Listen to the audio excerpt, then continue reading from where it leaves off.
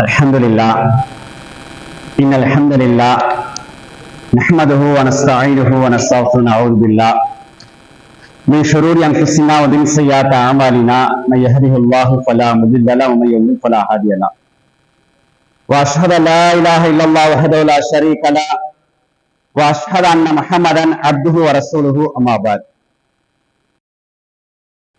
எல்லா புகழும் அல்லாஹ் ஒருவனுக்கு. கண்ணியத்திற்குரிய எல்லாம் வல்ல அவன் நல்லடியார்களே, பெரியவர்களே, சகோதரர்களே, தாய்மார்களே, சகோதரிகளே, அன்புக்குரியவர்களே, அல்ஹம்துலில்லாஹ் அல்லாஹ்வுடைய உதவியினால் அல்லாஹ் எங்கள் மீது கொண்ட பேர் அன்பின் காரணமாக, இரக்கத்தின் காரணமாக ரமலானை அடைய செய்தான். அந்த ரமலானில் பகல் நேரத்திலும் இரவு நேரத்திலும் அமல்களை நிறைவாக தொடராக செய்யக்கூடிய பாக்கியத்தை அல்லாஹ் நமக்கு வழங்கினான். அல்ஹம்துலில்லாஹ். இந்த அமல்களை பொறுத்தவரை அல்லாஹ் ஏன் எங்கள் மீது கடமையாக்குகின்றான், அல்லாஹ்வுடைய தூதர் அவர்கள் ஏன் இப்படியான அமல்களை எங்களுக்கு வழிகாட்டுகின்றார்கள் என்று சொன்னால், மனிதன் பாவங்களுக்கு மத்தியில் படைக்கப்பட்டிருக்கின்றான். மனிதனை பொறுத்தவரை எந்த சந்தர்ப்பத்திலும் பாவத்தில் விழுந்து விடுவான். அதை பாவத்தை செய்த மனிதன் அதிலிருந்து பரிகாரம் என்ற அடிப்படையில மீள வேண்டும். அந்த மீட்சிக்கு ஒரு பரிகாரமாக அல்லாஹ் என்ன செய்கின்றான், அமல்களை நிறைய எங்களுக்கு வழிகாட்டிருக்கின்றான். அதனாலதான் நாங்க பார்க்கலாம், ஒரு மனிதன் பாவம் செய்தால் இஸ்லாத்தை பொறுத்தவரை 2 வழிகாட்டல் இருக்கு. ஒன்று, நாம் அல்லாஹ்விடத்தில் செய்த பாவத்தை எண்ணி அந்த பாவத்துக்கான பரிகாரத்தை அல்லாஹ்விடத்தில் மன்றாடுவோம். இரண்டாவது ஒரு வழிமுறை என்னன்னு சொன்னால், அல்லாஹ் நாம் கேட்காமல் நாம் செய்த பாவங்களை மன்னிக்கக்கூடிய சூழலை நாங்கள் கவனிக்கலாம். அன்புக்குரியவர்களே, அல்லாஹ் எங்கள் மீது கொண்ட அன்புதான் காரணம். பாருங்க, நாங்க ஹதீஸ்ல பார்க்கலாம், அல்லாஹ்வுடைய அந்த இரக்கம் இந்த அளவுக்கு சொன்னால் நபி அவங்க உறுதிப்படுத்துவாங்க, அல்லாஹ் 100ஆக வச்சிருக்கிறான். அதுல 99 மறுமையில ஒன்றே ஒன்றுதான் உலகத்தில் அல்லாஹ் இறக்கிருக்கிறான், போட்டிருக்கிறான்.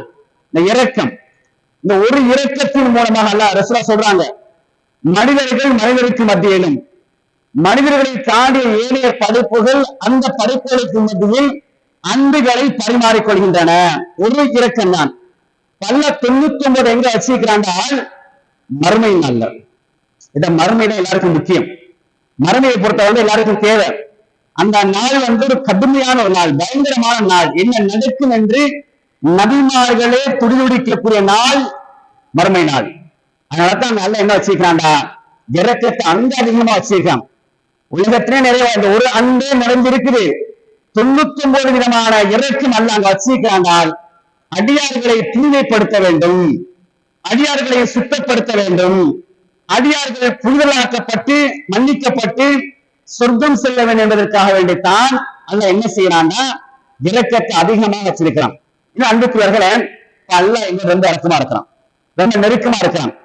அதனாலதான் இந்த ரமலானை பொறுத்தவரை ரமலான் முழுக்க முழுக்க நல்லறங்கள் செய்வதற்கான ஒரு அடிப்படையான ஒரு ஸ்தலம், ஒரு களம் அல்ல அப்படி வச்சிருக்கிறான். நிறைய நன்மைகளை செய்யுங்க, நன்மையுடைய உச்சத்தை நீங்கள் தொட வேண்டும். ரமலானை பொறுத்தவரை இது இல்லாம ஏனைய நாட்கள்ல பாருங்க, சில நல்லறங்களை ஏற்படுத்தி அந்த அமல்கள் ஊடாக இன்னும் எங்களை புனிதராக்கக்கூடிய, இன்னும் எங்களை புனிதப்படுத்தக்கூடிய காட்சியை பார்க்கலாம். திங்கட்கிழமை வியாழக்கிழமை நோன்பு நபி உங்களை வழிகாட்டுறாங்க.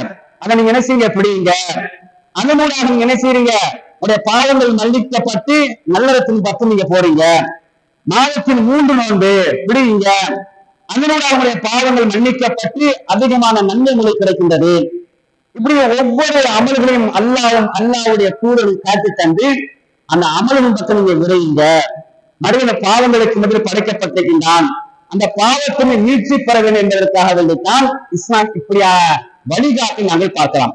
முதலாவது கவனிங்க, நாம் செய்த பாவங்களை நாம் அல்லாஹ்விடத்தில் மன்றாடாமல் அல்லாஹ்வாகவே நின்று மன்னிக்கலாம். நம்ம அல்லாஹ்தான் நாம் செஞ்ச பாவத்தை கேட்கறது இல்லை, மன்றாடுகள் கிடையாது. ஆனால் அமல்கள் ஊடாக அல்ல மன்னிக்கின்றான். உதாரணத்துக்கு நாங்கள் இப்ப இஷாவை தொழுதோம். இஷா தொழுதுக்கு என்ன செஞ்சோம், உழு செய்தோம். உழு செஞ்ச என்ன நடக்குது, ஒரு மனிதன் உழு செய்யக்கூடிய இடத்தில் நடக்கக்கூடிய ஒரு ஆச்சரியமான காட்சி என்ன, இவர பாவங்கள் எல்லாம் அப்படியே வெளியே போகும். எல்லாருக்கும் ஹதீஸ் தெரியும். நாம் ஒழு செய்யக்கூடிய இடத்துல ஒவ்வொரு ஒழு செய்யும் பொழுதும் முகத்தை கழுவினால் கண்கள் மூலமாக பார்க்கப்பட்ட பாவம் என்ன செய்து அப்படியே வெளியே போகுது. அதே போன்று கையை கழுவினால் கை மூலமாக செய்த பாவங்கள் கை நகத்தின் வழியாக அப்படியே கடைசி சொட்டு தண்ணி வடிப்பாவங்களும் மன்னிக்கப்படுகின்றன. காலை கழுவினால் பாவத்துக்காக வேண்டி நடந்த பாவங்கள் அப்படியே அழிக்கப்படுகின்றன. இப்ப நாங்க பாவத்தை பத்தி யோசிச்சோமா? ஒரு சில நேரத்துல இத பாவமெல்லாம் வெளியே போகுது கழுவிது இல்லாம யோசிச்சோமா? இல்ல, அல்லாஹ் யோசிச்சான். அல்லாஹ் என்ன செய்வான்?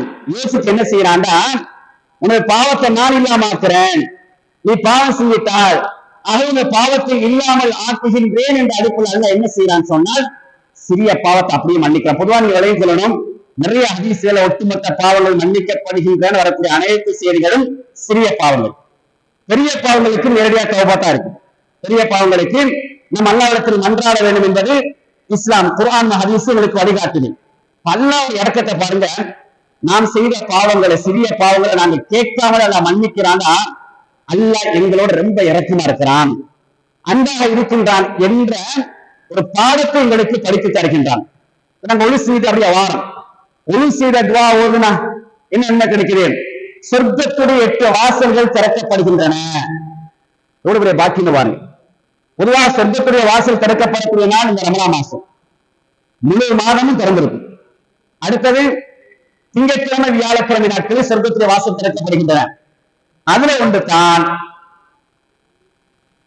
ஒளி செய்ததற்கு பிறகு நீங்க அந்த துவாவை ஓடினால் சொர்க்கத்துடைய 8 வாசல்கள் திறக்கப்படுகின்றன. அப்ப நாங்க ஒளி செய்யும் பொழுது ஒட்டுமொத்த சிறிய பாவங்கள் மன்னிக்கப்படுகின்றன. ஒளி செஞ்சுட்டு துவா ஓதுன உடனே அல்லாஹ் எங்களுடைய அல்லாவுடைய கருணையை பாருங்க, சொர்க்கத்துடைய 8 வாசல் அப்படி மழை திறக்கிறான். இங்க நாடிய வாசல் நுழைஞ்சு பண்றாங்க. எவ்வளவு பாக்கியம் பாருங்க.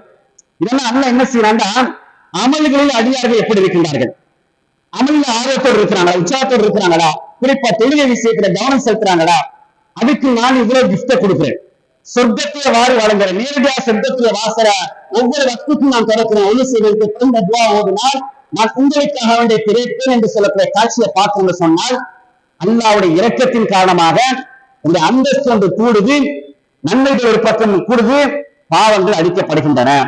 இப்ப நாங்க தொழுகைக்குள்ள எத்தனை சந்தர்ப்பங்கள பாவங்கள் அழிக்கப்படுகின்றன. அல்லாஹ் அக்பர் சொல்லி சலாம் கொடுக்கிற வரைக்கும் இமாம் சூரா ஃபாத்திஹா ஓதுறார். இப்ப இஷால ஓதுனார். இமாம் அலவாலி ஆமீன் சொல்றார். அவரை ஆமீன் சொல்லி நாங்களும் ஆமீன் சொல்ற என்ன சொல்றாங்க, யாருடைய ஆமீன் மலக்குடைய ஆமீனுக்கு நேர்வடுகின்றதோ அவரை செய்த முன் சிறிய பாவம் மன்னிக்கப்படுகின்றன.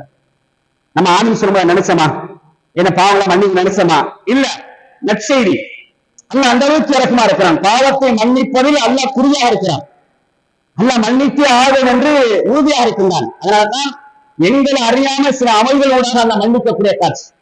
சமி அல்லாஹ் லிமன் ஹமீதா இமாம் சொல்றார். நம்ம என்ன சொல்றோம், ஜமாத்தா தொழக்கூடிய நேரத்துல ரப்பனா லக்கல் ஹம்து அல ரப்பனா வலக்கல் ஹம்து சொல்றோம். என்ன சொன்னாங்க, ஒட்டுமொத்த சிறிய பாவம் மன்னிக்கப்படுகின்றன. நற்செய்தி. அதுக்கடுத்து நடக்குவாங்க ஒரு சில நேரத்துல ஆட்டோமேட்டிக்கா ஹோல்சேல் எல்லாம் கழிச்சு அதை மன்னிச்சுட்டான். அப்படியே பள்ளிக்குள்ள வாரம் தொழிலை ஸ்டார்ட் பண்றோம். அந்த தொழிலுக்குள்ள இக்காம சொல்ற வரைக்கும் இருக்கும்போது நபியங்க சொல்றாங்க, மலக்கு என்ன செய்றாங்க, அல்லாஹு மகஃபிர்லஹு வர்ஹம்ஹு, யா அல்லாஹ் இவருடைய பாவத்தை மன்னிப்பாயாக, இவருக்கு இரக்கம் காட்டுவாயாக என்று பிரார்த்தனை செய்யக்கூடிய ஒரு பகுதி. தொழுதுக்குள்ள பாருங்க ஆச்சரியமான காட்சிகள். தொழுது முடிந்த உடனே ரசூலுல்லாஹ் சொல்றாங்க, தொழுது சலாம் கொடுத்து முடிந்தவுடன் அடியானுடைய ஒட்டுமொத்த சிறிய பாவம் மன்னிக்கப்படும். அடுத்தடுத்த என்ன செய்யறான், மன்னிக்கக்கூடிய காட்சியை பார்க்கிறோம்னு சொன்னா முதலாவது விளைவு கொள்ளுங்க, நாம் மனிதர்கள் தவறு செய்யக்கூடியவர்கள் தான். ரசூல் என்ன சொன்னாங்க, ஆதமுடைய பிள்ளைகள் எல்லாம் தவறு செய்யக்கூடியதான். புல்லு பணி ஆதம், ஆதமுடைய பிள்ளைகள் ஆதமுடைய மக்கள் தவறு செய்யக்கூடியவர்கள் என்று ரசூலுல்லாஹ் சொல்லிட்டு தவறு செய்யக்கூடியவர்களில் சிறந்தவர்கள் யாரு சொன்னால் தவறு செய்யக்கூடியவர்கள். அப்ப ஒன்று நாங்கள் நேரடியாக கேட்கிறது, இரண்டாவது அல்லாஹ் மன்னிக்கின்றது, அவன் மன்னிப்பது. அல்லாஹ்வை பொறுத்தவரை நாம் செய்யக்கூடிய பாவங்களை ஒரு 10 அமல்கள் ரீதியாக மன்னிக்கலாம். அதான் ரசூலுல்லாஹ் சொல்றான், இன்னல் ஹஸனாத்தி யுذஹிபுன ஸய்யிஆத், நல்லறங்கள் நல்ல அமல்கள் பாவங்கள் அப்படியே அழிச்சு. ஆனா அன்புக்குரியவர்களே, நல்லறங்கள் விஷயத்துல அதிகமா ஈடுபடும். ஏன்னா எங்களை அறியாம நாங்க நிறைய பாவம் செய்யும். இன்னைக்கு பாவம் செய்யறதுக்கு வெளியெல்லாம் போக தேவையில்லை. வீட்டுக்குள்ள இருந்துகிட்டே இருக்கிற இடத்துல இருந்துகிட்டே பாவம் செய்யலாம். அந்த அளவுக்கு உலகத்துடைய மாற்றங்கள் சூழல் அப்படிதான் இருக்கு. இந்த ஒரு போனே போதும், வெளியெல்லாம் தேடி போக ஒரு காலம் இருந்துச்சு. பெருநாள்னா படத்துக்கு போறது, அல்லது படமாக எப்ப சரி படத்துக்கு போறது, அங்க போறது இங்க போறது, அந்த கச்சேரி இந்த கச்சேரி, அந்த பாவம் இந்த பாவம், அதாவது தேடி தேடி போறது. இப்ப தேடி போக தேவையில்லை, அதை நம்ம கையில இருக்குது, அதை நம்ம பயன்படுத்தக்கூடிய விதத்துல இருக்குது. எப்படியோ சில நேரங்கள்ல மனிதன் அதுல விழுந்துடுறான், அதுக்குள்ள போயிடுறான். அதான் இஸ்லாத்தை பொறுத்த அந்த தனிமைக்கு 2 விதமான சிறப்பை சொல்லுது. ஒன்று, நீ தனிமையில் இருந்து அல்லாஹ் நினைச்சு அதுதான் உனக்கு சொந்தக்கூடிய அந்த மறுமையில அல்லாஹ்வுடைய நிழல் கிடைக்கும் தனிமைக்கு. அதே தனிமையை மனுஷன் தவறா பயன்படுத்தினால் பயங்கரமான அல்லாஹ்வுடைய சாபம் இருக்கு, அதோடைய தண்டனை இருக்கு. அந்த தனிமையில 2 இருக்கு. மனுடைய அந்த ஈமானுடைய நிலையை பொறுத்து, ஈமான் உறுதியாக இருந்தால், இதய எச்சத்தோடு இருந்தால் தனிமையில் என்ன செய்வான்? நான் தனியத்தானே இருக்கிறேன், ரூமுக்குள்ள தானே இருக்கிறேன், ஆபீஸ்ல தானே இருக்கிறேன், நான் தனியத்தான வீட்டுல தானே இருக்கிறேன். 2க்கும் இடம்பாடு இருக்கு. இறையச்சத்தை அமல்களை செய்வதற்கான இடம்பாடும் இருக்குது. பாவங்களை தூண்டி அந்த பாவத்தை விடக்கூடிய நிகழ்வு இருக்குது. என்னது? இந்த போன் ஒன்னே போதும் மனசுல நாசமாக்குறதுக்கு என்ற நிலை இன்னைக்கு எல்லா வீட்டுக்கும் எல்லாருக்கும் தெரியும். இந்த போன்னால நேரத்துக்கு தொழுறது இல்ல, நேரத்துக்கு குரானை ஓதுறது இல்ல, சரியான அமல்களை செய்யறது இல்ல, நிறைய நேரத்தை வேஸ்ட் ஆக்குறோம். மார்க்கத்துக்கு செலவழிப்பதை விட போனுக்கு ஜாதியத்தான விஷயங்களுக்கு நிறைய செலவழிக்கக்கூடிய காட்சியை பாத்திரமா இல்லையா? இது அன்புக்குரியவர்களே, அந்த தனிமையை பொறுக்கிற தனிமையில இருந்து அல்லாஹ் நிறைய இடம் என்ன செய்யணும்? பிரார்த்தனை செய்யணும், அழுகணும். அதான் சில சொன்னாங்க, தனிமையில் இருந்து யார் அழுகின்றார்களோ அவர்களுக்கு மறுமை நாளில் அல்லாஹ்வுடைய அரசு நிழல் கிடைக்கும். அதற்கு அழகான சந்தர்ப்பம் தான் இந்த தஹஜ்ஜுடைய நேரங்கள். இன்னைக்கு விரும்பாமல் நாங்க தஹஜ்ஜுக்கு எழும்புறோம், கடைசி நேரத்துல எழும்புறோம். இப்ப நாங்க முன்னேறத்துல எல்லா துறையும் முடிச்சிடணும். இப்ப கடைசி 10 கொஞ்சம் லேட்டா வச்சிருந்தாலும் கூட அதிகமான ஆரம்பத்தை அதிகமா சொல்லிக்கிட்டே வந்தது. ரமலானை பொறுத்தவரை 20 தொழில் முன்னெடுத்த தொழுவது பின்னேறத்துல உச்சக்கட்டமான சிறப்பு. ஆனால் நீ ரமலான் நீங்க விரும்பிய தொழாம சிலாவது சொல்லுவாங்க, தனிய தொழுவதான சிறப்பு. சிலாவது இருந்தால் அந்த மார்க்கத்துல உச்சத்தை பார்க்கணும், ஆனா இழந்துடக்கூடாது.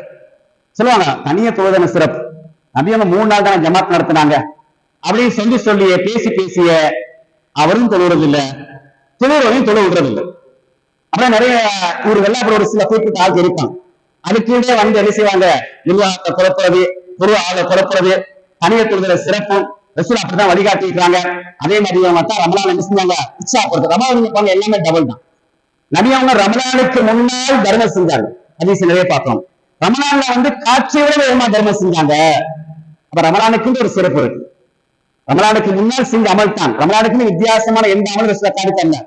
அல்லாஹ் நோன்பு மட்டும் கடமையாக்கணும், மற்ற அமல் எல்லாம் இருக்கிற அமல் தான். அதை உற்சாகப்படுத்தினாங்க. ரமலானுக்கு எந்த அமலும் கிடையாது, நோன்பு அல்லாஹ் கடமையாக்கினான், அது மட்டும்தான். அது இல்லாம மற்ற அமல் எடுத்துக்கொண்டீங்கன்னா இருக்கிற அமல்களை நபிகள் என்ன செஞ்சாங்கன்னா, எப்படி நீங்க உத்வேகத்தோடு ஆர்வத்தோடு உற்சாகத்தோடு தலைப்பு இல்லாமல் சதைவடையாமல் என்ன செய்யணும்? இந்த அமல்களை செய்யணும் என்ற அடிப்படையில்தான் வழிகாட்டக்கூடிய காட்சியை பார்க்கணும். அப்ப சதக்கா செஞ்சாங்க ரமலானுக்கு முன்னால் செஞ்சாங்க, ரமலான்ல நிறைய செஞ்சாங்க, பாத்திரமா இல்லையா? ஆனா இந்த உற்சாகமூட்டக்கூடிய ஒரு இரவு தான் ரமலான் இரவு. அதனால நம்ம அடிக்கடி ஆரம்பத்தில் சொல்லி மக்களுக்கு நீங்க என்ன செய்யுங்க என்றால், இந்த இரவு தொழுகை 11 ரக்காத்துக்கு என்ன செய்வீங்க? முன்னிரவுல தொழுதுங்க. இதெல்லாம் தொழில் முடிச்சுட்டீங்கன்னா சஹருக்கு முன்ன ஒரு 1/2 மணி நேரத்துக்கு முன்னால எழும்பு. இப்ப முடிகிற கட்டம் ஆரம்பத்துல இருந்து அப்படியே சில இடங்கள்ல நாங்க உபதேசம் செஞ்சுட்டு வந்தோம். எழும்பு, ஏன்னா ஆண்கள் எழும்புறது குறைவுத்தான்.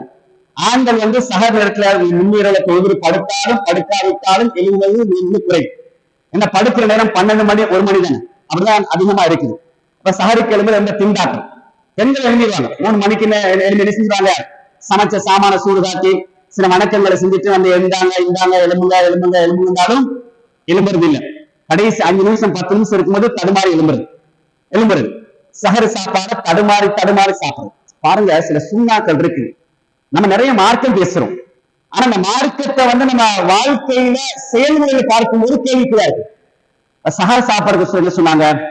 தஸஹரு, நீங்க சஹர் செய்யுங்க, இன்ன ஃபி ஸுஹூரி பரக்கான, சஹர பரக்கத்துனாங்க. ஒரு பரக்கத்தான சாப்பாட்டுக்கு முன்னுக்கு உட்காரணும், எப்படி ஒரு ஃபீலிங் இருக்கும், எப்படி ஒரு உணர்வு இருக்கும். ஏன்னா அந்த சாப்பாட்டை சாப்பிட்டா, அதிகாலை நேரத்துல சாப்பிட்டால் சூரியன் மறைகின்றவரை எனக்கு பசிக்காது, எனக்கு தாய்க்காது. முறியாட கொண்டு கமகமன்னு வாசனம் அடிக்கக்கூடிய எந்த சாப்பாட்டை கொண்டு முன்னுக்கு வச்சாலும் மனசு நாடாது. ஏன்? பரக்கத்தான சாப்பாட்டை நான் அதிகாலையை சாப்பிட்டு இருக்கிறேன். கூலான தண்ணி, கடுமையான வெயில்ல நோம்பு பக்கத்துல ஒருத்தர் குடிச்சான மனசு நாடாது, தேவையில்லை. நான் வரத்துக்கு வந்த உணவை சாப்பாட்ட தண்ணி என காலையில குடிச்சிட்டேன். இத ரசூலுல்லாஹ்வுடைய சுன்னா. நம்ம என்ன செய்யறோம்டா, பதறது. குறிப்பா ஆண்கள். நாங்க ஆரம்ப நேரத்துல முதலாவது நோம்புல இருந்து நிறைய சொல்லிட்டே வந்தோம், நிறைய இடங்கள்ல. அப்ப என்ன செய்யுங்க என்றால், மக்களுக்கு சொன்னோம், எப்படி இரவு நீங்க என்ன செஞ்சீங்க, 11 ரக்காத் தொழுதுட்டீங்களா, ஒரு ஹாஃப் அன் அவருக்கு முன்னாடி எழுந்து இந்த கடைசி நேரத்துல குர்ஆன் ஓதுறது அல்லாஹ் நிறைய விரும்புவான். நாங்க ஆண்களுக்கு குறிப்பா சொன்னோம், நீங்க குர்ஆன் ஓதக்கூடிய ஈராசாரம் குறைவு, அதான் உண்மை. பெண்கள் என்னட்டு 1 முடிச்சு 2க்கு போயிட்டு இருப்பாங்க, சரி 2 முடிச்சு 3க்கும் போகலாம், 3வது முறை குர்ஆன் ஓதலாம். ஆண்களை பொறுத்த பதக்கான் தான் போவாங்க, பாஸ்டா போக ஏலாம். ஏனால் காலையில வேலைக்கு போறாங்க, காலைல போனா வந்து ஈவினிங் அந்திக்கு வருவாங்க, நைட்டுக்கு வருவாங்க. ஓதக்கூடிய சூழல், அந்த சந்தர்ப்பங்கள், பல நிலவரங்கள் மிக மிக குறைவு. அதனால நாங்க வழிகாட்டணும், நீங்க நோம்பு தொடர்ந்து வீட்டுக்கு ஒரு 1/2 மணி நேரம் குர்ஆன் ஓதி நேரடியா பள்ளிக்கு வாங்க. இந்த கடைசி கட்டத்துக்கு நாங்க சொன்னோம், குழம்புல மாசால அந்த உற்சாகம் 8 மணிக்கெல்லாம் 9 மணிக்கெல்லாம் வந்துருவாங்க. எங்க பள்ளியில 12 மணிக்கு தொழில் நடக்குதுன்னா நீங்க பார்க்கலாம், இப்ப போனா பார்க்கலாம், இந்த மட்டும் வந்து நினைச்சு இருப்பாங்க. பெண்கள் மேல் மாடியில அந்த கீழ்மாங்க இருப்பாங்க. நான் அப்படியே வழிகாட்டிருக்கோம், எல்லாம் வந்துருங்க. கடைசி பத்தி அந்த 2 ஹவர் 3 ஹவர் அவன் போறாரு.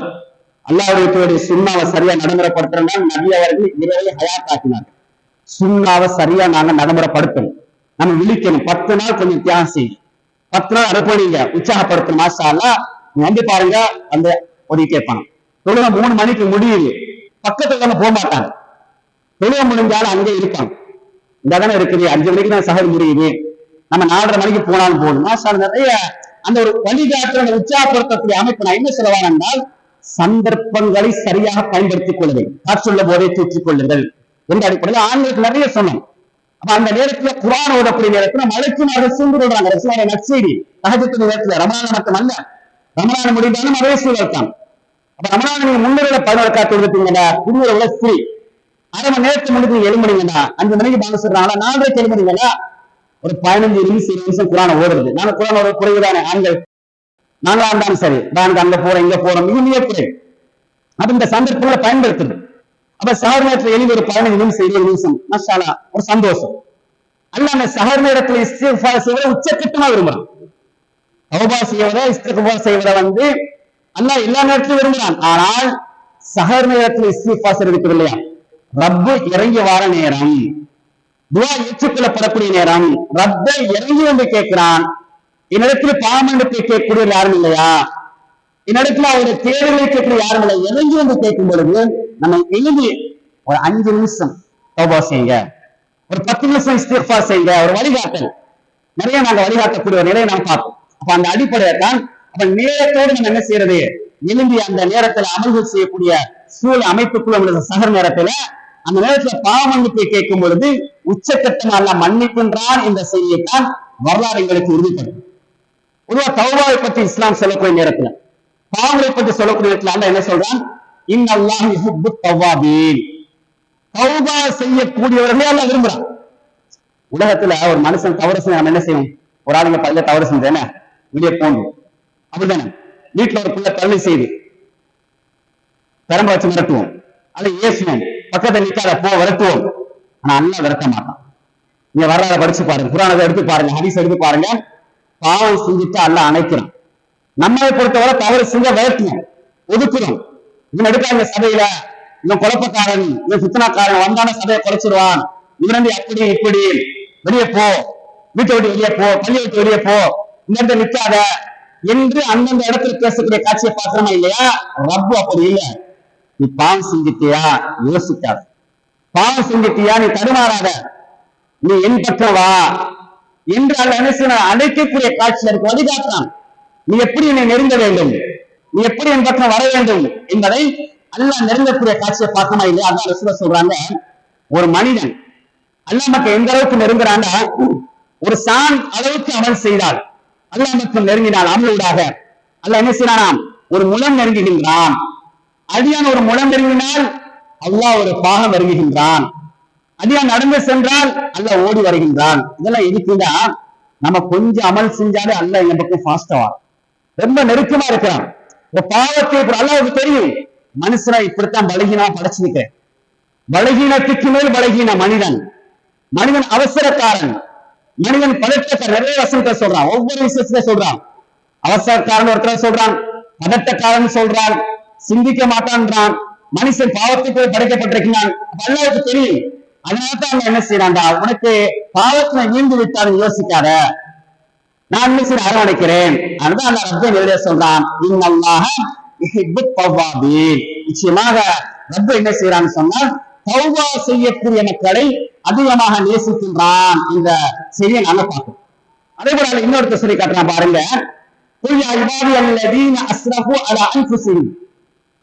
தங்களுக்கு தாங்களாகவே தீங்கிழைத்துக் கொண்ட, அநியாயம் செய்து கொண்ட மக்களே என்று அல்லாஹ் அழைத்து சொல்றான், மக்களுக்கும் ரஹ்மத்தில்லா, அல்லாஹ்வுடைய அருளில் அல்லாஹ்வுடைய அந்த இறக்கத்தில் நீங்கள் நிராசை அடைஞ்சாங்க. நான் இவ்வளவு பெரிய பாவம் செஞ்சுட்டேனே, நான் இவ்வளவு தவறு செஞ்சுட்டேனே, நான் தொழவே இல்லையே, நான் இப்படி எல்லாம் தவறு கொலைகள் விட்டுட்டேனே, அல்லாஹ் என்னை மன்னிப்பானா, அல்லாஹ் இறக்கம் காட்டுவானா, அல்லாஹ் என்னை அப்படின்னு நாங்க என்ன செய்யறது, எங்க அறிவுக்கு யோசிச்சு நம்ம கூட போயிட்டோம்னு சொன்னா அல்லாஹ் அப்படியே விட்டுருவோம். அதான் ரசூலுல்லாஹ் சொன்னாங்க, அல்லாஹ் சொல்றானா, அடியான் என்னை எப்படி நினைக்கின்றானோ அப்படித்தான் நான் அடியான் நினைப்பேன். நம்ம அல்லாஹ் எப்படி நினைக்கிறோமோ அதுக்கு ஏற்றப்ப அல்லாஹ் நினைப்பான். ஏன்னா நோய் அல்லாஹ் குணப்படுத்துவானா அல்லாஹ் குணப்படுத்தும். இந்த நோய் சரி வராது, வருஷ கணக்குல எத்தனையோ மக்கள் ட்ரீட்மெண்ட் எடுத்து மருத்துவம் செஞ்சு சரி வரல, எனக்கு சரி வராது அப்படின்னா அப்படிதான், நீ அப்படி நினைக்கிற, நீ அப்படி நினைச்சுக்கோ, ஆனா விட்டுருவான். எங்க பொருளாதாரம் சரி வராது, இப்படியே தான் இருக்கும், மந்தகரமா இருக்கும் அப்படி நம்ம நினைச்சா, நீ அப்படியே நினைக்கிற, அப்ப நான் அப்படியே விட்டுருவேன். ஆனா அப்படித்தான் எல்லா விஷயத்திலையும் எந்தெந்த துறையாண்டத்திலையும் அப்படித்தான். அதனால அல்லாஹ் என்ன செய்யறாங்க, அந்த ஈமான வலுப்படுத்தணும். நீ இஸ்திகாமத்தா இருக்கணும், ரப்பின் மீது நம்பிக்கை வைக்கணும். நம்பிக்கை வச்சீங்கன்னால் நடக்காத விஷயத்தை நடத்தி காட்டும். இப்படிதான் இருக்கு நம்பிக்கை. உதாரணத்துக்கு அடிக்கடி சொல்லப்பட்ட உதாரணம், மூசா அலைஹிஸ்ஸலாத்து வஸ்ஸலாம் அவர்களையும் ஒரு கூட்டத்தை அனுப்புறான்னு வர்ணிக்கு வாராம். விரட்டிட்டு வந்தால் முன்னால கடல். மூசாவுடைய கூட்டம் என்ன சொன்னாங்க, பனி இஸ்ராயல்கள், இன்னால முதிரப்போம், மூசாவே நாங்கள் விடுபட்டு விட்டோம், முடிச்சு வாழ்க்கை, உங்களை நம்பி வந்தோம். முன்னால் பாய்ந்தால் கடல் மரணம், பின்னால் புறம் படையோடு கொலை வெறியோட விரட்டிட்டு வாராம், கையில சிக்கினாலும் மரணம் அப்படின்னு அவங்களுடைய பார்வை இருந்துச்சு. மூசா என்ன சொன்னாங்க, இன்னும் ஐயா ரப்பி, என்னோட ரப்பு இருக்கிறான். இப்படித்தான் நம்பிக்கை இருக்கும். ஒரு பயங்கரமான நேரத்தில், ஒரு நெருக்கடியான நேரத்தில், முடியாது என்று இருக்கிற நேரத்தில் நம்ம நம்பிக்கை இருக்குது இல்லையா, அது அண்ணன் நிறைய நேசிக்க விரும்புறான். முன்னால பாஞ்சாலும் மரணம், பின்னாலே மரணம் தப்பிட்டு வர மாதிரி ஒரு காட்சி. அப்ப மூசா என்ன சொன்னாங்க, ரப்பு என்ன இருக்கிறான் சஹதீன், அவனுக்கு வழிகாட்டுவான். ரப்பு என்ன செஞ்சாங்க, உடனே ஒரு வழியை கொடுத்தான், உடனே ஒரு மெசேஜ். இங்கிலீஷ்ல அடிங்க கம்பாலா கடலை அடிச்சாங்க.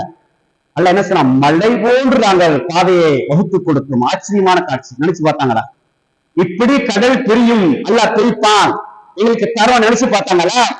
ரப்பு என்ன எதிர்பார்க்கிறாண்டா, என்ன நீ எப்படி எதிர்பார்க்கிறாயோ, என் மீது எப்படி நம்பிக்கை வைக்கிறாயோ, அந்த நம்பிக்கைக்கு ஏற்ப உனக்கு பிரதிபலிப்பு கிடைக்கும்.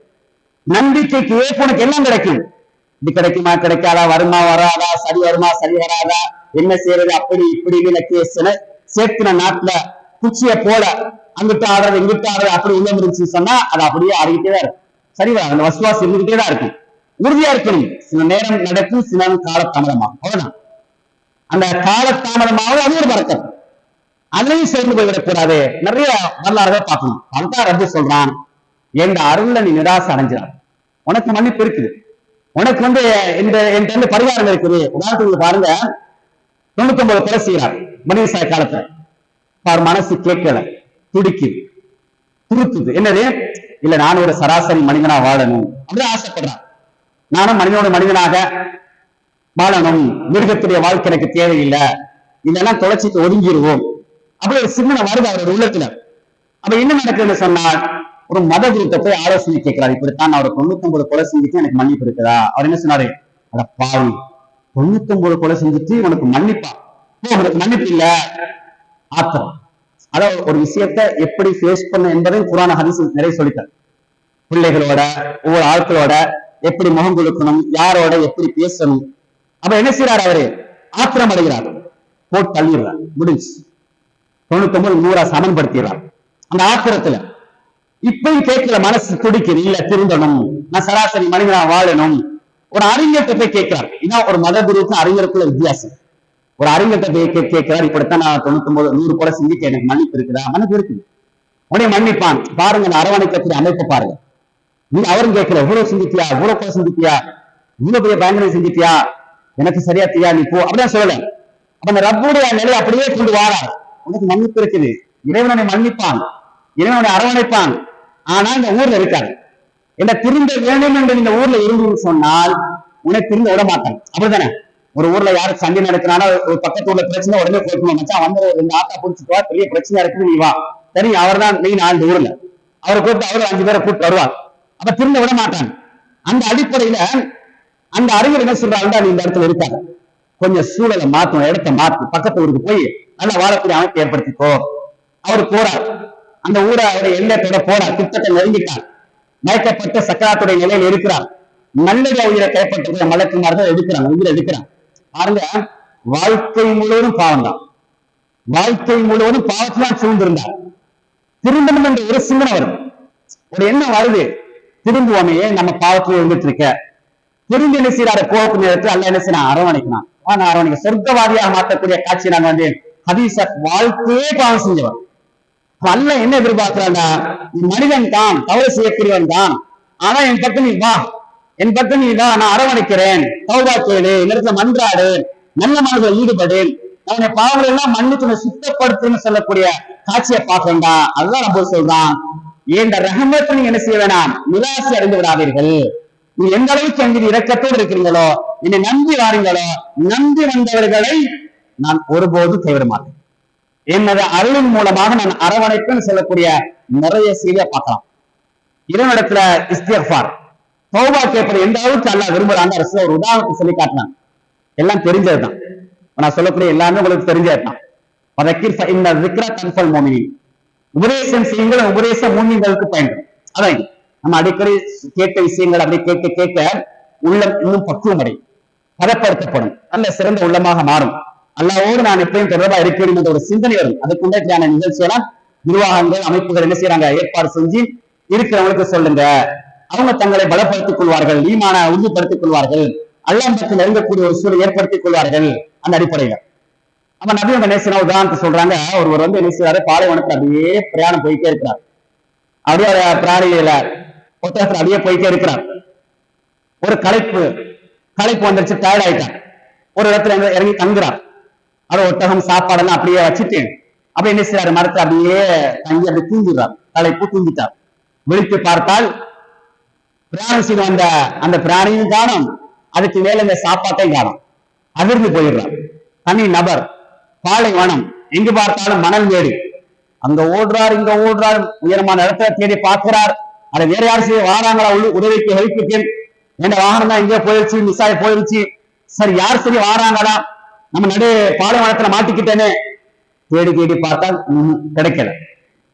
ரொம்ப வருத்தத்தோட, மன வருத்தத்தோட சோர்ந்து போய் களைப்பு, மீண்டும் களைப்பு, அப்படியே வந்து உட்கார்றார், அயர்ந்துடுறா, தூங்கிடுறார்.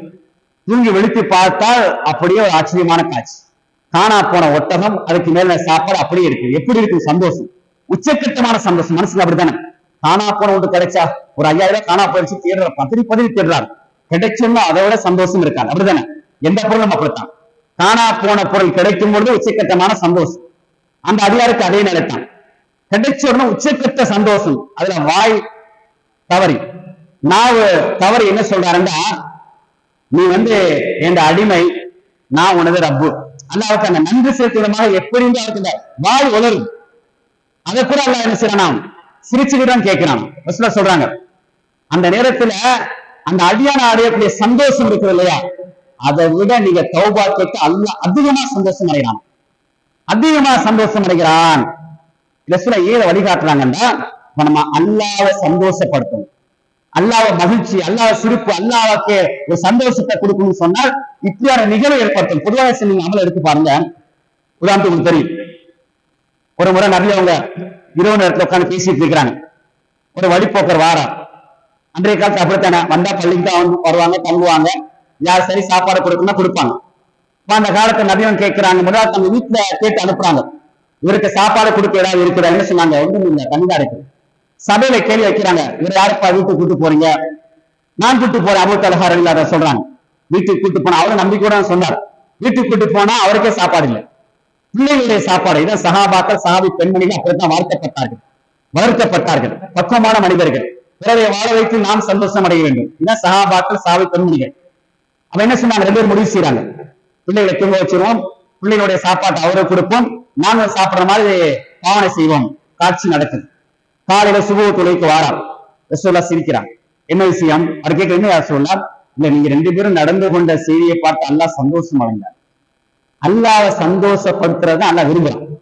பிறருடைய விஷயத்தை நீங்க இப்படி நடந்தீங்கன்னா அல்லாஹ் சந்தோஷம் அடைகிறான்.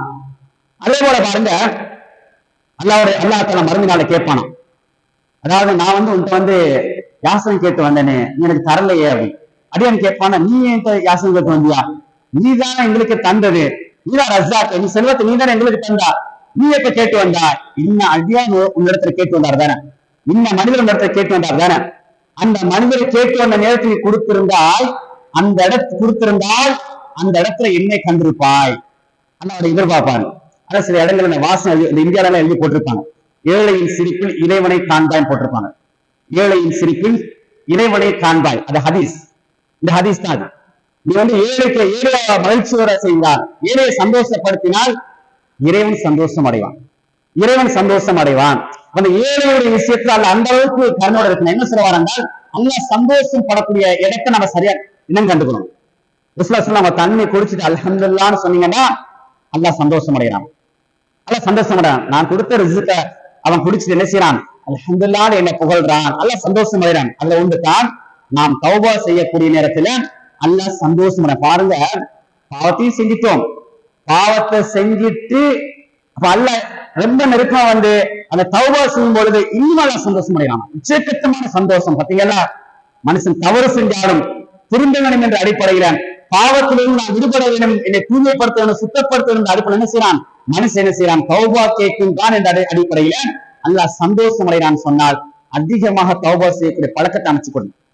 நிறைய ஹதீஸ்ல பாருங்க, நபியவர்களை பொறுத்தவரை எல்லாருக்கும் தெரியும், எல்லா பாவங்களும் மன்னிக்கப்பட்டவர், எல்லா மன்னிக்கப்பட்டு தூய்மையானவர்கள், மறுமை நாளில் எங்களுக்காக மன்றாடக்கூடியவர்கள் எல்லாம் தெரியும். அந்த தூதர்கள் என்ன சொல்றாங்க? வல்லாஹி இன்னி லஅஸ்தக்ஃபிருல்லாஹ வ அத்தூபு இலைஹி ஃபில் யௌமி அக்ஸர மின் 70 மர்ரா. அல்லாஹ் மீது சத்தியமாக ஒரு நாளைக்கு 70 தடவைக்கு மேலாக, இன்னொரு ஹதீஸ் 100 தடவைக்கு மேலாக நான் அல்லாஹ்க்கு அஸ்தக்ஃபிருல்லாஹ வ அத்தூபு இலைஹி என்று நான் இஸ்திக்ஃபார் செய்கிறேன். ரசூலுல்லாஹ் நம்ம நேசிக்கிறோமா இல்லையா? ரசூலுல்லாஹ் விரும்புறோமா இல்லையா? ஒரு நாளைக்கு நான் எத்தனை தடவை இஸ்திக்ஃபார் செய்கிறேன் என்ன செய்யறோமா?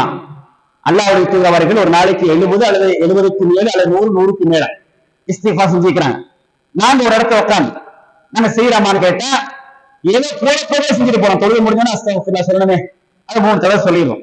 பிறகு நீங்க குறைவிடும், சந்தர்ப்பங்கள் கிடைச்சா சொல்றது, நான் டெய்லி சொல்லணுமே, சுண்ணாவை நடைமுறைப்படுத்தணுமே, சுண்ணாவுடைய வாழ்க்கை நம்ம கொண்டு வரணுமே, இல்ல அதை நாங்க அடிக்கடி சொல்லுவார்கள். அஸ்தக்ஃபிருல்லாஹ் அஸ்தக்ஃபிருல்லாஹ் வ அத்தூபு இலைஹி சொல்றதுக்கு ஒரு 3 நிமிஷம் வரைக்கும் 100 தடவை சொல்லலாம். பெரிய டைம் மணிக்கணக்கெல்லாம் தேவையில்லை, 3 நிமிஷம் 100 தடவை நிறுத்தி சொல்லலாம். அவசரப்பட தேவையில்லை, பாஸ்டா போக தேவையில்லை. அஸ்தக்ஃபிருல்லாஹ் அஸ்தக்ஃபிருல்லாஹ் அஸ்தக்ஃபிருல்லாஹ் அதெல்லாம் தேவையில்லை. பொதுவான அடிக்கடி சொல்லக்கூடிய முக்கியமான விஷயம் தான், ஒரு அமலை செய்யற நேரத்துல, அது எந்த அமலா இருந்தாலும், உதாரணத்துக்கு ஒரு விக்ர செய்றீங்க, ஒரு தஸ்பீஹ் செய்றீங்க, ஒரு இஸ்திக்ஃபார் செய்றீங்கன்னா அந்த சொல் ஒரு உள்ளத்தை உசுப்பணும், உள்ளத்தை தொடணும். சும்மா போற பக்கத்துல சுமான சுமான சுமான சுமான சுமான அல்ஹம்துலில்லாஹ், இது பிரயோஜனம் இல்லை. இந்த நீரின் மேல் எழுதிய எழுத்தாகத்தான் இருக்கும், காணொலியாகத்தான் இருக்கும். அந்த சொல்லக்கூடிய சொல் உள்ளத்தை அப்படியே உசுப்பணும். உங்களுக்கு ஒரு இதய சத்தம் சுப்ஹானல்லாஹ் சுப்ஹானல்லாஹ் சுப்ஹானல்லாஹ் என்ற நேரத்துல அந்த சொல் என்ன செய்யணும்? அல்லாஹ் மிக பரிசுத்தமானவன், அந்த சொல் என்ன செய்யும்? இதயத்தை வளர்க்கணும். அல்ஹம்துலில்லாஹ் அல்ஹம்துலில்லாஹ் அப்படியே அல்லாஹ் போன்ற நேரத்துல அந்த சொல் உள்ளத்தை பாரமாக்கணும், இதயத்தை.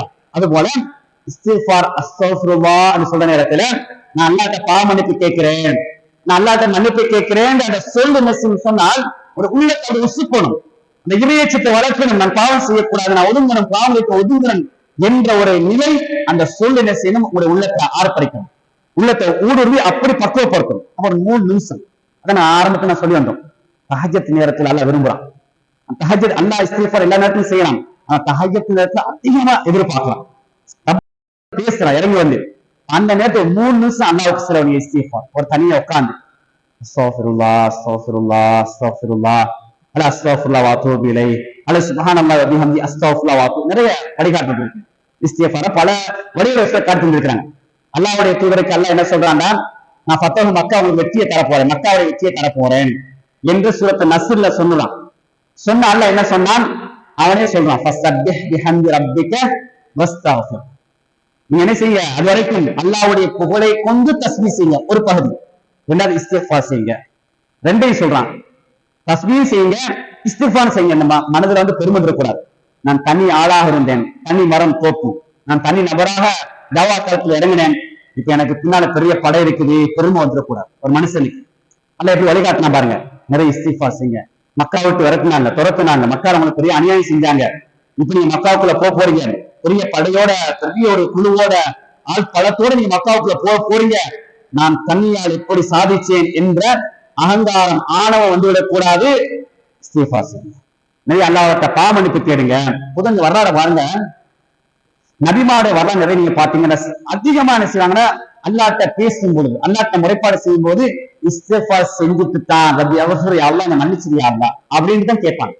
அப்படிதான் பேசுவாங்க. அந்த சுன்னாவை நாங்க வாழ்க்கை நடைமுறைப்படுத்தணும். நாங்க மக்களுக்கு நிறைய வழிகாட்டுங்க, நிறைய சஜ்ஜா துவா கேட்குங்க. நீண்ட நேரம் சஜ்ஜா தரப்படுது உங்களுக்கு. ஒவ்வொன்றும் கேட்கறதுக்கு முன்னாடி அல்லாஹ் என்ன மன்னிச்சிரியா அல்லாஹ் அஸ்தக்ஃபிருல்லாஹ் சஜ்ஜால அஸ்தக்ஃபிருல்லாஹ் வ அத்தூபு இலைஹ் இப்ப நீங்க என்ன கேளுங்க. ஒவ்வொன்றும் கேட்கறதுக்கு இடையில அவளை இஸ்திக்ஃபார் கொண்டு வாங்க, தௌபா கொண்டு வாங்க. நல்லா விரும்புறாங்க. இந்த நபிமாருடைய வழிகாட்டு அல்லாஹ் குர்ஆனே சொல்லி காட்டுறாங்க. நீங்க படிச்சு பாருங்க. ஒவ்வொரு நபிமாரும் அதிகமா இஸ்திக்ஃபார் செஞ்சுதான் தேவை முறைப்பாடு கேட்பாங்க. அல்லாஹ் அதிகமா விரும்புறான். அப்ப அந்த சஜ்தா நீங்க இஸ்திக்ஃபார் செய்ய, சுப்ஹானல்லாஹி அலைஹி சொல்வதோட அஸ்தக்ஃபிருல்லாஹ் அஸ்தக்ஃபிருல்லாஹ் அஸ்தக்ஃபிருல்லாஹ் அஸ்தக்ஃபிருல்லாஹ் வ அத்தூபு இலைஹ் அல்ல சுப்ஹானல்லாஹி பிஹம்திஹி அஸ்தக்ஃபிருல்லாஹ் வ அத்தூபு இலைஹ் அதான் சொல்ல வந்தேன். இப்ப அந்த ஃபத்வா மக்கா கிடைக்கிற வரைக்கும் புகால ஹதீஸ் வருது. நபி வந்து என்ன இஸ்திக்ஃபார் செஞ்சாங்க என்றால் சுப்ஹானல்லாஹி வ பிஹம்திஹி அஸ்தக்ஃபிருல்லாஹ் வ அத்தூபு இலைஹ். இந்த ரெண்டையும் ஜாயின் ஆக்குனாங்க. இந்த காலை நேரத்துல 100 தடவை சொல்ல சுப்ஹானல்லாஹி வ பிஹம்திஹி அந்த சொல்லையும் அஸ்தக்ஃபிருல்லாஹ் வ அத்தூபு இலைஹ் என்ற சொல்லையும் அந்த வெற்றி கிடைக்கின்ற வரை, அந்த இலக்கை அடைகின்ற வரை நபி அவங்க செஞ்சுக்கிட்டே இருந்தாங்க என்ற தகவல் என்ன செய்யறோம் நாங்க ஹதீஸ்ல பார்க்கலாம். அதான் நாங்க அடிக்கடி இந்த ஹதீஸ் துறையோட அறிஞர்கள் எழுதிக்கிறாங்க. ஒரு இலக்கை நீங்கள் அடையும் வரை, பொருளாதாரத்தை இலக்கை அடைகிற வரைக்கும், அதுல நீங்க என்ன விஷயம் ஒரு கல்வி ரீதியாக அந்தந்த துறையில ஒரு இலக்கை அடைகிற வரைக்கும் என்ன செய்ய, இந்த இஸ்திக்ஃபார் அதிகமா திருப்பி திருப்பி சொல்லிட்டே இருக்கு அந்த இலக்கை அடைகிற வரைக்கும். சுப்ஹானல்லாஹி வ பிஹம்திஹி அஸ்தக்ஃபிருல்லாஹ் வ அத்தூபு இலைஹ். ஆனா ஒரு நாளைக்கு 3 தடவை அந்த சஹஜத்தை தெரிவு செய்யுங்க. ரமணானையும் செய்யுங்க, எஞ்சி இருக்கக்கூடிய நாளையும் செய்யுங்க. ரமணான் முடிஞ்சாலும் ஒரு 5 நிமிஷம் தனிமையில் இருந்து என்ன செய்யுங்க, அப்படி நேரடியான அந்த அமைதியான நேரம் தானே, யாருடைய டிஸ்டர்பிங் இல்லை, அன்னது எந்த கசப்பு எந்த பிரச்சனையும் இல்லை, தனியே இருக்கிறோம். ரப்பு இறங்கி வந்து முன்னுக்கு இருக்கிறான். ஒரு ஃபீலிங் அப்படியே இருக்கு. நாங்க துவா கேட்கும் போது எங்க உணர்வு எப்படிதான் இருக்கணும், எங்க ரப்பு என் பக்கத்துல இருக்கிறான் அப்படின்னு துவா கேட்கணும். நீங்க சஜிதா இருந்தாலும் சரி, கையெழுதி கேட்டாலும் சரி, தஹஜ்ஜுத் நேரத்தை கேட்டாலும் சரி, எப்பவுமே அந்த சின்ன இருக்கணும். என் ரப்பு என்னோட இருக்கிற அப்படிதான் வழிகாட்டுறாங்க. கோயிலையா இருக்கிற சவுரு கோயிலையா இருக்கட்டும், எல்லா சந்தர்ப்பத்திலும் எல்லா நபிமார்களும் என் ரப்பு என்னோட இருக்கிறான், என் ரப்பு என்னோட இருக்கிறான். அப்படி அந்த என்ன ஒரு மோட்டிவேஷன் உள்ளத்துக்கு, அந்த கவலையில அந்த கவலையை போக்குறது, கவலையில்லாம் மனுஷன் வாழணும், நிம்மதியா வாழணும், சந்தோஷமா வாழணும். பிரார்த்தனையில அல்ல என்ன செய்ய நபியை அந்த மக்கள் நீங்க சொல்லுங்க. அதாவது இதா சாலக இபாதி அன்னி, என்னை பற்றி அறியார்கள் உங்களிடம் கேட்டால் இன்னி கரீப், நான் ரொம்ப பக்கத்துக்கு சொல்லுங்க. அப்ப நம்ம நான் வந்து பக்கத்துல பேசுறேன், சல்லமா பேசுறேன், இப்படித்தான் ரப்போட பேசும். அல்ல அப்படி சொல்லித்தாரான். சஜிதால இருக்கிற நேரத்துல சொல்றாங்க அக்ரமா யகுல் அப்துல் ரப்பிஹி ஃபஹுவ சாஜித். அல்லாஹ்வுக்கு மிக நெருக்கமான இடம் எது? சஜ்ஜா செய்யக்கூடிய இடம் தான். என்ன சொன்னாங்க, அதிகமா துவா கேளுங்க. இதுக்கு மேல எனக்கு பணி ஏனா, நான் ஒரு அடிமை, நீதான் உயர்ந்தவன். அதான் சொல்றான் சுப்ஹான ரப்பியல் அலா, நீதான் உயர்ந்த பரிசுத்தமானவன், நான் ஒரு சாதாரண அடிமையா அல்லாஹ், இதுக்கு மேல எனக்கு பணி ஏலா. அதான் சொன்னாங்க ஒரு மனிதனுக்கு 2 இடத்துல அந்தஸ்து உயர்த்தப்படுது. ஒன்று சஜிதா, இந்த சஜிதா ஒவ்வொரு சஜிதாவுக்கு அந்தஸ்து உடைய கண்ணியம் உயர்த்தப்படும். 2வது நீங்க வீட்டுல இருந்து ஒளிச்சு வரக்கூடிய ஒவ்வொரு எட்டுக்கும் ஒரு பாவம் அளிக்கப்படும், ஒரு நன்மை எழுதப்படும், ஒரு அந்தஸ்து உயர்த்தப்படும். ஹதீஸ். அப்ப அந்த இடத்துல சரியா நீங்க துவா கேட்கும் போது என் ரப்பு என்னோட இருக்கிற பக்கத்துல இருக்கிறான் என்ற ஒரு சிந்தனை, கையேந்து கேட்கும் போது என் ரப்பு என் பக்கத்துல இருக்கிறான் அந்த உணர்வு அந்த ஃபீலிங் கொண்டு வரணும். தஹஜ்ஜுத் நேரத்துல தனிமையில இருந்து ஒரு 3 நிமிஷம் 5 நிமிஷம் இஸ்திக்ஃபார் செஞ்சு பாருங்க. உங்களோட வாழ்க்கையில் ஒரு புதுவிதமான ஒரு இன்பத்தை நீங்க அடைவீங்க, புதுவிதமான ஒரு புத்துணர்ச்சி நடைமுறைப்படுத்தி பாருங்க. அட இன்னைக்கு அல்ஹம்துலில்லாஹ் 100 தடவை இஸ்திக்ஃபார் செஞ்சேன், மனசுல ஒரு திருப்தி வரும். ரசூலுல்லாஹ் சொன்ன மாதிரி நான் இஸ்திக்ஃபார் செஞ்சேன், ரசூலுல்லாஹ் 100 தடவை செஞ்சிருக்கிறாங்க, அப்ப நான் இன்னும் செய்யணும்.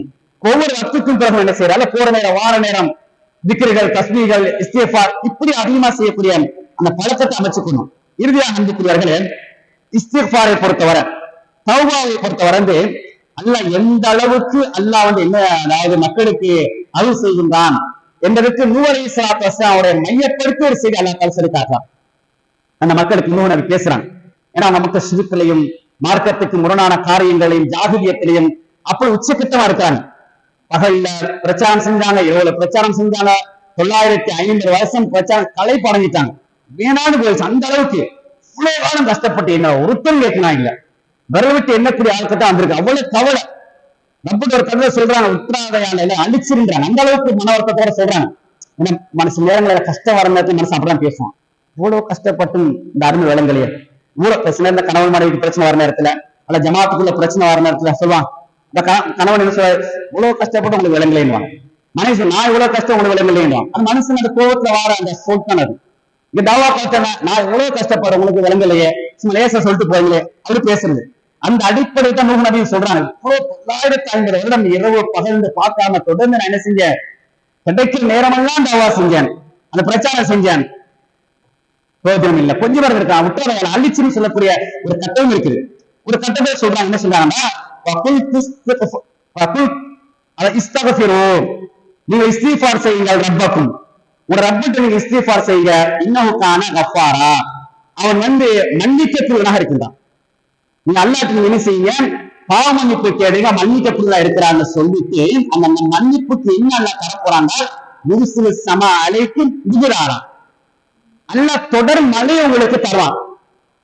பயங்கரமான கோடை காலம், அதாவது வெயிலா இருக்குது, கடுமையா இருக்குது, வறட்சியா இருக்குது, தண்ணி தேவை, அதுக்கு இஸ்திஃபார் தான். நீங்க இஸ்திஃபார் செய்யுங்க, அல்லாஹ் உங்களுக்கு எல்லாம் அப்படியே சரளமா தந்துகிட்டே இருப்பான். தொடர் மழை என்ன செய்வான், உங்களுக்கு தருவான்.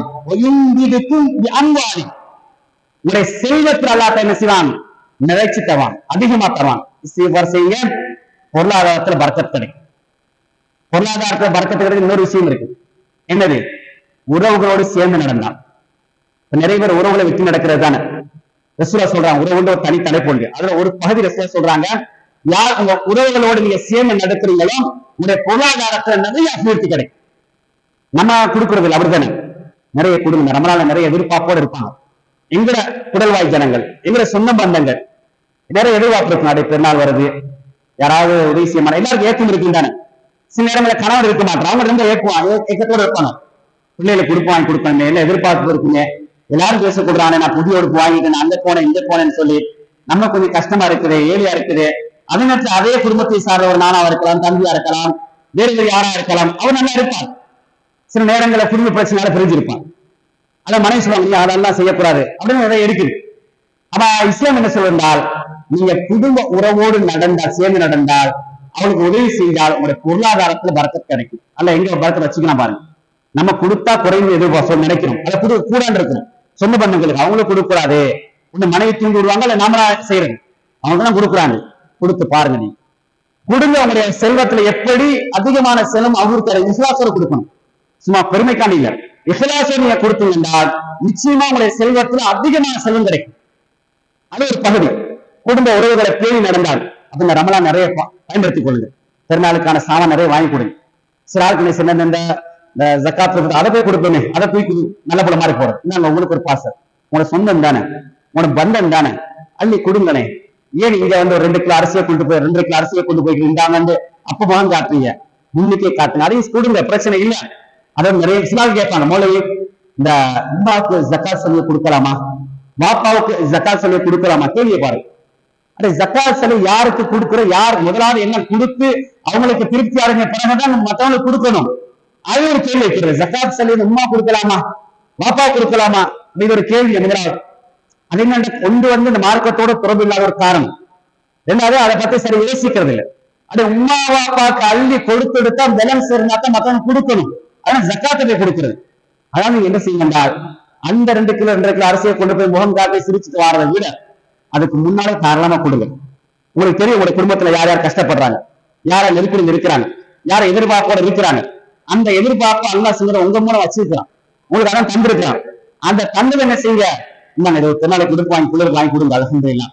அல்லது சில சாமான் கொடுங்க. நோம்புக்கு மட்டுமல்ல, நோம்பு முடிஞ்சாலும் உங்களுடைய மாசத்துக்கு ஒரு தடவை, 2 மாசத்துக்கு ஒரு தடவை கவனிங்க. அதெல்லாம் அல்லாஹ் உங்களை கவனிப்பான். சும்மா நீங்க கவனிங்கண்டா சும்மா உங்க சரியா கொடுத்துட்டு அல்ல சும்மா பார்த்துக்க மாட்டான். நீங்க கொடுத்தா அள்ளி தரும் அல்ல. நீங்க கொஞ்சம் கொடுத்து வச்சுக்க. அதான் சொன்னேன், நம்ம அமல்றத கொஞ்சம் நெருங்க அல்ல பெருசா நெருங்குறான். நீங்க கொடுத்து பாருங்க, ஒரு மாசம் ஒரு சின்ன தொகையை கொடுத்து பாருங்க, அல்லாஹ் உங்களை தொல்லை அள்ளி கொட்டுவாங்க எதிர்பார்க்காத அளவுக்கு. அப்படின்னா உறுதிப்படுத்துறாங்க நபியோட வாக்கு. பொய்யாக.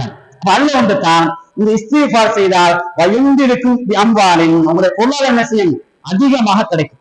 நிறைய இஸ்திஃபார் செய்யும், அடிக்கடி கேள்வி.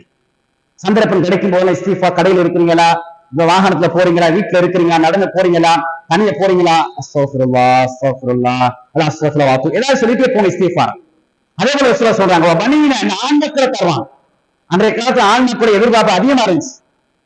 சொல்றாங்க நூஹ் நபி, இஸ்திஃபார் செய்யுங்க, உங்களுக்கு நிறைய ஆண் செல்வங்களை, ஆண் பிள்ளைகள் என்ன செய்யலாம் அல்லாஹ் தருவான்.